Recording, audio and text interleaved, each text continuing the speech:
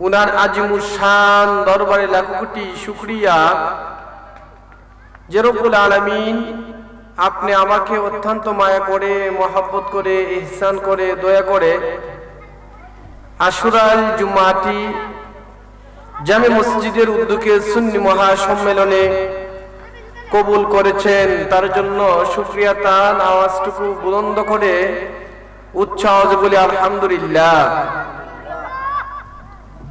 আল্লাহ সুবহানাহু ওয়া তাআলা উনার আজমুস শান দরবারে আবারও শুকরিয়া জ্ঞাপন করি এই জন্য যে রব্বুল ইজ্জত উনার কাছে না চাওয়া সত্ত্বেও তিনি আপনি আমাকে সমস্ত নবী আলাইহিমুস সালাম উনাদের যিনি নবী, সমস্ত রাসূল আলাইহিমুস সালাম উনাদের যিনি রাসূল, নূরে আউয়াল, নূরে কায়নাত, নূরে মুজাসসাম হাবিবুল্লাহ হুজুর পাক সাল্লাল্লাহু আলাইহি ওয়াসাল্লাম উনার উম্মত হিসাবে কবুল করেছেন, এই সুন্দর পৃথিবীতে প্রেরণ করেছেন। তার জন্য শুকরিয়া তান আওয়াজটুকু বুলন্দ করে উচ্চাজ বলি আলহামদুলিল্লাহ। নবীজির উম্মত হতে পেরে আমরা খুশি নাকি বেজার? আমি অনুরোধ করব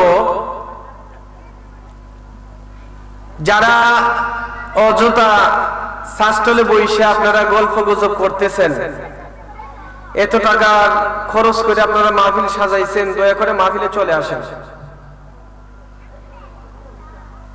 অনেক কল্যাণ হবে, লাভ হবে, ফায়দা হবে। আমি আপনাদের সামনে পবিত্র কালামুল্লাহ শরীফ, পবিত্র কোরআন শরীফ থেকে একখানা আয়াতে কারিমা পাঠ করেছি। আমি যা বলবো আপনারা খুব মনোযোগ সহকারে শ্রবণ করবেন। সময় কিন্তু আমার সর্বোচ্চ 30 মিনিট। 30 মিনিট আলোচনা করবো ইনশাআল্লাহ কোরআন হাদিস ভিত্তিক।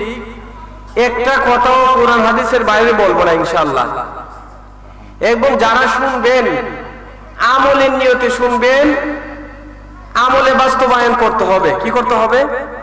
আমলে বাস্তবায়ন করতে হবে। আল্লাহ সুবহানাহু ওয়া তাআলা তিনি ওনার কালাম, কালামুল্লাহ শরীফ, এই পবিত্র কালামুল্লাহ শরীফে ঘোষণা দিয়ে বলেন, ইন্নাল্লাযীনা আমানু সুম্মা কাফারু সুম্মা আমানু সুম্মা কাফারু সুম্মা ইসদাদু কুফরা। আল্লাহ পাক বলেন, ইন্নাল্লাযীনা আমানু, নিশ্চয় মানুষের মধ্যে কতিপয় মানুষ রয়েছে যারা আমানু, ঈমান আনবে। ঈমান আনার পরে সুম্মা কাফারু, তারা আবার কুফরিতে লিপ্ত হবে। আল্লাহ পাক বলেন, সুম্মা আমানু, আবার তারা ঈমান আনবে। সুম্মা কাফারু, আবার কুফরিতে লিপ্ত হবে। সুম্মা আমানু, আবার ঈমান আনবে। সুম্মা কাফারু, আবার কুফরি করবে। সুম্মা ইসদাদু কুফরা, তারা গুনার কাজটাকে নিজের আমলে বৃদ্ধি করবে। আল্লাহ পাক বলতেছেন যে মানুষ ঈমান আনবে, আবার কুফরি করবে, ঈমান আনবে, গুনার কাজ করবে, ঈমান আনবে, জিনা ব্যভিচার করবে, ঈমান আনবে, সুদ খাইবে, ঈমান আনবে, ঘুষ খাইবে। সুম্মা ইসদাদু কুফরা, তারা কুফরটাকে বৃদ্ধি। লাম ইয়াকুনিল্লাহু লিয়াগফিরা লাহুম ওয়ালা লিয়াহদিয়াহুম সাবিলা। আল্লাহ রাব্বুল আলামিন বলেন, তারা যখন কুফরটাকে বৃদ্ধি করবে, আমি আল্লাহ রাব্বুল আলামিন তাদেরকে হেদায়েতের সন্ধান দেব না, হেদায়েতের রাস্তা দেখাবো না। কথাটা ফিকির করেন। এখন মূলত আসলে আমি কিন্তু এমনি টুকটাক আলোচনা করি, পেশাদার ওয়াজি না। আমি কিন্তু পেশাদার ওয়াজি না। আমার কাজ হইল টিচিং দেওয়া, ছাত্রদেরকে পড়ানো। কথাটা বুঝতে পারছেন? আমি লাখায় একটা প্রসিদ্ধ মাদ্রাসা আছে, জিরুন্ডা মানপুর তুফাইলিয়া ফাজিল ডিগ্রি মাদ্রাসা। ওই ডিগ্রি মাদ্রাসার মুআল্লিম, আমি উস্তাদ। হ্যাঁ, যে টুকটাক যা আলোচনা করি ইনশাআল্লাহ কোরআন হাদিস ভিত্তিক আলোচনা করার চেষ্টা করি। কারণ আমরা যারা সুন্নি জামাতের লোক, 1 ঘন্টা সময় দিলে তাদেরকে এর মধ্যে আধা ঘন্টা সময় তারা জিকির আজকার খোয়া কাটাই দেয়। আসলে মূলত মাহফিল কিন্তু এই উদ্দেশ্য করা হয় না। কথাটা বুঝতে পারছেন? যাই হোক, যে আলোচনা করব খুব মনোযোগ সহকারে শ্রবণ করতে হবে, আমলের নিয়তে শুনতে হবে, আমলে বাস্তবায়ন করতে হবে। আমরা মুসলমান। আমরা কি মুসলমান? আমাদের ধর্মের নাম কি? ইসলাম। কথা বলেন না, ধর্মের নাম কি? ইসলাম। আমরা মুসলমান, ধর্মের নাম ইসলাম। আচ্ছা, ইসলাম কারে বলে? ইসলাম কাকে বলে কোনদিন জানছেন? আমার ধর্ম যে ইসলাম, ইসলাম কাকে বলে, ইসলাম কিভাবে চলার জন্য আপনি আমাকে বলছে, এটা জানার দরকার আছে না? আসুন আজকে আমরা এটা জানবো আধা ঘন্টা সময়। মারাল ইসলাম ইসলাহান, ইসলাম কাকে বলে? সাহিব আবু হানিফা রাহমাতুল্লাহ আলাইহি, হানাফি মাযহাবের ইমামে আযম আবু হানিফা রাহমাতুল্লাহ আলাইহি বলেন, আল ইসলাম ওয়া তাসলিম ওয়াল ইনকিয়াদু লিআমরিল্লাহি ওয়া রাসূলিহি। আল ইসলাম ওয়া তাসলিম ওয়াল ইনকিয়াদু লিআমরিল্লাহি ওয়া রাসূলিহি। ইসলাম হচ্ছে আল্লাহর রাসূলের আদেশ নিষেধ মেনে চলা। সুবহানাল্লাহ বলেন। ইসলাম হচ্ছে কি? আল্লাহর কোরআনের আনুগত্য করা, কোরআন যেভাবে বলছে চলার জন্য সেইভাবে চলা, কোরআন যেভাবে বলছে বলার জন্য সেইভাবে কথা বলা, আল্লাহর রাসূল যেভাবে বলছেন সেভাবে চলা, আর যা থেকে নিষেধ করছেন তা থেকে দূরে থাকা, এটার নাম হলো ইসলাম। এখন আমরা কতটুকু চলতেছি, কতটুকু কোরআন মানতেছি, এটা দেখার দরকার আছে না? এখন আসুন একটু সামনে বাড়ি। বিদায় হজের ভাষণ, আল্লাহ রাসূল দুনিয়া থেকে বিদায় নিবেন। আনাস বিন মালিক রাদিয়াল্লাহু তাআলা আনহু উনার থেকে বর্ণিত, তিনি বলেন আল্লাহ রাসূল তিনি ইরশাদ মুবারক করেছেন, তারাকতু ফীকুম আমরাইনে লান তাদিল্লু মা তামাসসাকতুম বিহিমা কিতাবাল্লাহ ওয়া সুন্নাতে রাসূলি। আওয়াজ দিয়ে বলি সুবহানাল্লাহ। হে আমার সাহাবায়ে কেরাম, আমি অচিরেই বিদায় নেব, কিন্তু তোমাদের জন্য দুটা জিনিস রেখে যাচ্ছি। একটা হলো আল্লাহর কিতাব কুরআন, একটা কি, আর একটা হলো ওয়া সুন্নাতে রাসূলি, আমি রাসূলের সুন্নাত, আমি রাসূলের সুন্নাত। একটা হইছে কুরআন আর একটা হইছে সুন্নাহ। এই দুইটা বস্তু যদি তোমরা দৃঢ়ভাবে আঁকড়ে ধরে চলতে পারো, কখনো তোমরা পথভ্রষ্ট হবে না, কখনো তোমরা বিপদগামী হবে না। কয়টা জিনিস? দুইটা। কয়টা? নাম কি? কুরআন। নাম কি? কুরআন। আরেকটা কি? সুন্নাহ।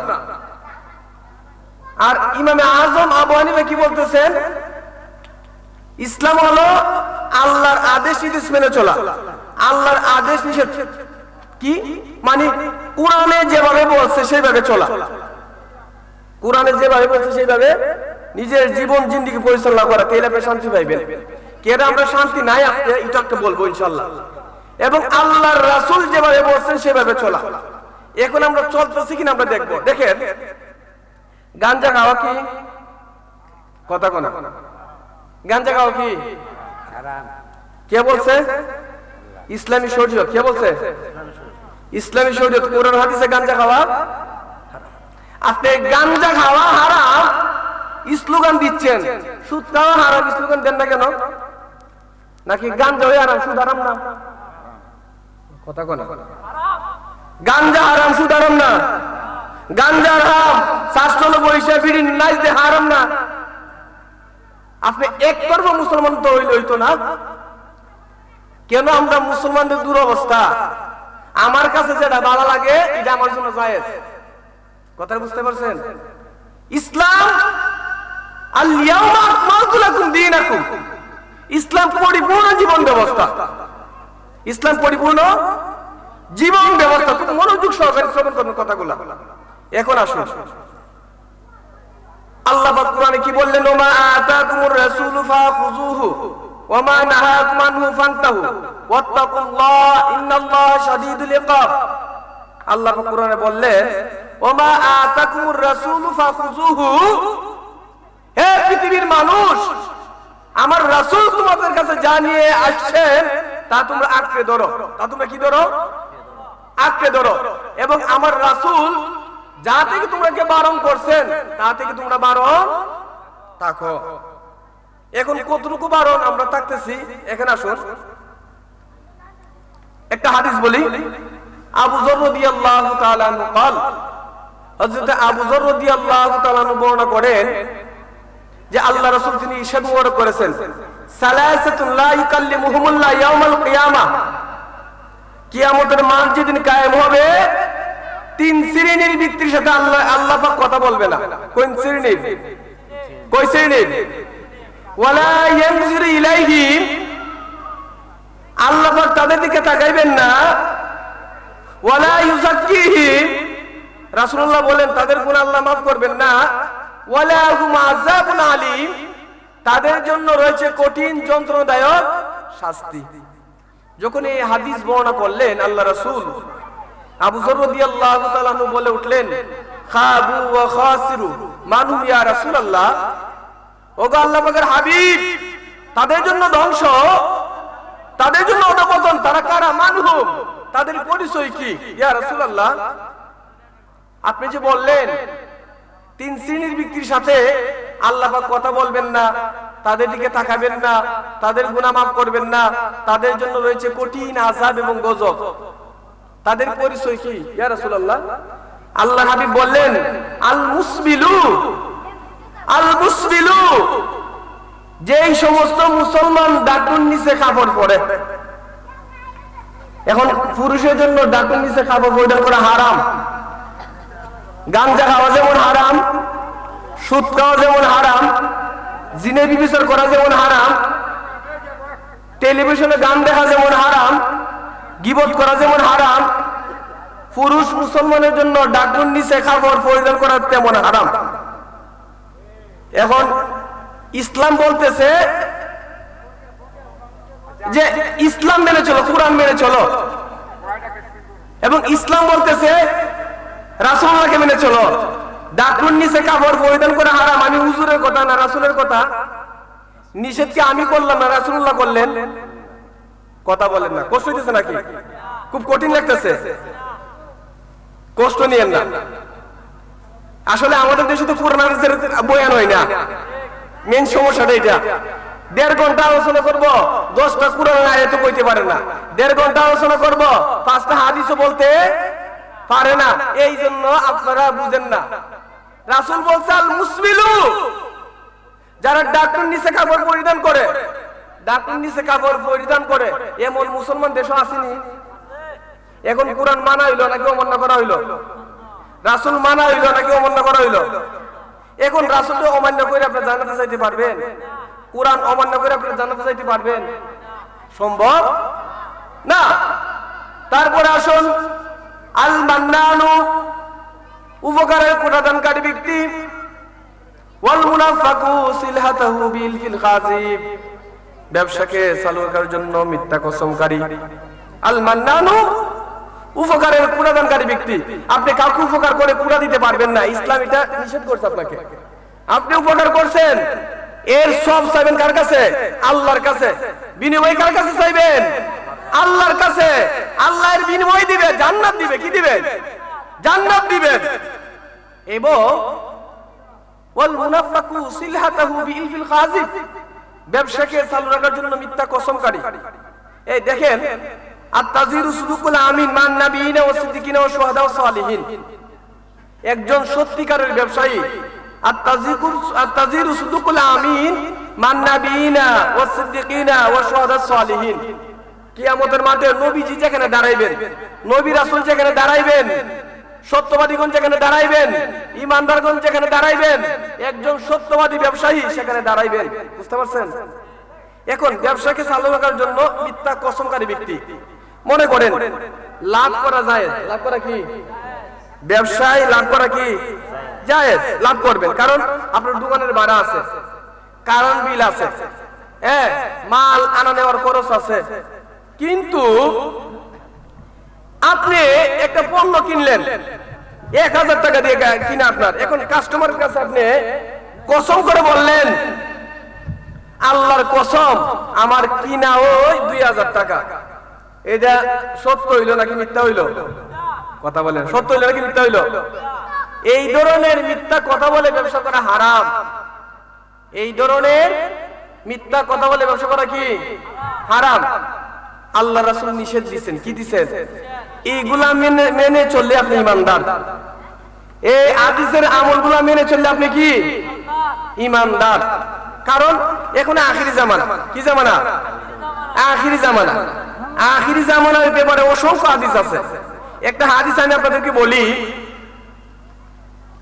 সায়াতি জামানুন আলা উম্মতি ইউহিব্বুনা খামসান ওয়া ইয়ানসাউনা খামসা।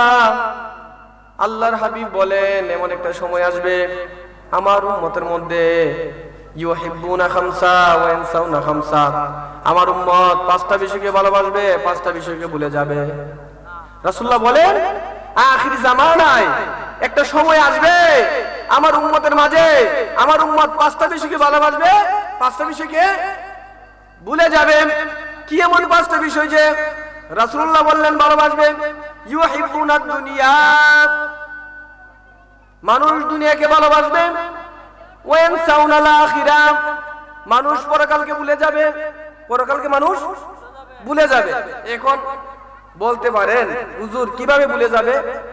আমি কিন্তু আপনাদের মসজিদে এশার নামাজ পড়ছি, যদি পরকালকে না বলতো যে 1.5 খাতার মুসল্লি হইল না, মুসল্লি পুরো মসজিদ ভরত। ঠিক না বেটি? এত বড় মহল্লা কিন্তু এন্দু ভরা নাই, এর পরে 1.5 খাতা রইছে। কয় খাতা রইছে? 1.5 খাতা রইছে। এর মানে তারা দুনিয়ার প্রেমে পড়ে রইছে, আল্লাহর প্রেমের তারা নাই। যদি তারা আল্লাহর প্রেমে রাসূলুল্লাহর প্রেমে থাকতো তাহলে তারা ওযু করে নামাজে আসতো, মসজিদ মুসল্লি দ্বারা ভরত। ঠিক না বেটি? এই জন্য রাসূলুল্লাহ বলেন, ইউহিব্বুনাদ দুনিয়া ওয়া ইয়ানসাউনাল আখিরা, তারা দুনিয়াকে ভালোবাসবে, পরকালকে ভুলে যাবে। 2 নাম্বার আল্লাহ রাসূল বলেন, ইউহিব্বুনাল মাল ওয়া ইয়ানসাউনাল হিসাব, তারা ধন সম্পদ ভালোবাসবে, পরকালের এই টাকা পয়সার যে হিসাব দিতে হবে, হিসাবের কথা মানুষ ভুলে যাবে। মানুষ টাকা পয়সা ভালোবাসবে, কিন্তু পরকালে যে টাকা পয়সার হিসাব দিতে হবে, এই হিসাবের কথা আমরা কি যাব? ভুলে যাব। মনে করেন আপনি যত টাকার মালিক হন না কেন, আপনার কাছ থেকে কিন্তু আল্লাহ পাক রব্বুল আলামিন ফাই করে আপনি আমার কাছ থেকে কি নিবেন? হিসাব নিবেন। এই জন্য সাবধান, সাবধান। অসৎভাবে টাকা ইনকাম করা যাবে না, সুদের লাভ পাওয়া যাবে না। সুদের লাভ দিয়ে জামা পড়লে, এই জামা পরে নামাজ পড়লে নামাজ কবুল হবে না। আল্লাহর হাবিব বলেন, আকিলার রিবা ওয়া মুকিলাহু ওয়া কাতিবাহু ওয়া শাহিদাইহি, যে সুদ খায়, যে সুদ দেয়, যে সুদের সাক্ষী থাকে, যে সুদ লেখে রাখে, ওই জাহান্নামী। ওই কি? জাহান্নামী। এই জন্য আপনার এই সুদ ঘুষ থেকে আমাদের কি থাকতে হবে? বিরত থাকতে হবে। 3 নাম্বার, ইউহিব্বুনাল খালকা ওয়া ইয়ানসাউনাল খালিক, মানুষ আল্লাহর সৃষ্টিকে ভালোবাসবে কিন্তু আল্লাহকে ভুলে যাবে। এখন বলতে পারেন সৃষ্টিকে ভালোবাসবে, বুঝলাম না হুজুর। সৃষ্টি বলেন, এই পৃথিবীতে লক্ষ কোটি কোটি গাছ আছে না? গাছে ফল দেয় না? ফল কে ধরায়? কে ধরায়? আল্লাহ। পৃথিবীর যতই ক্ষমতাশালী ব্যক্তিত্ব হোক না কেন, আম গাছে আম ধরানো তার পক্ষে সম্ভব না, জাম গাছে জাম ধরানো তার পক্ষে সম্ভব না। এই ফল ফুট কে ধরায়? আল্লাহ। আল্লাহর হাবিব বলেন, ইউহিব্বুনাল খালকা ওয়া ইয়ানসাউনাল খালিক, আখিরি জামানায় মানুষ আল্লাহর সৃষ্টি ফল খাইবো, আল্লাহর নিয়ামত ভোগ করবে, আল্লাহর নাম নিবে না।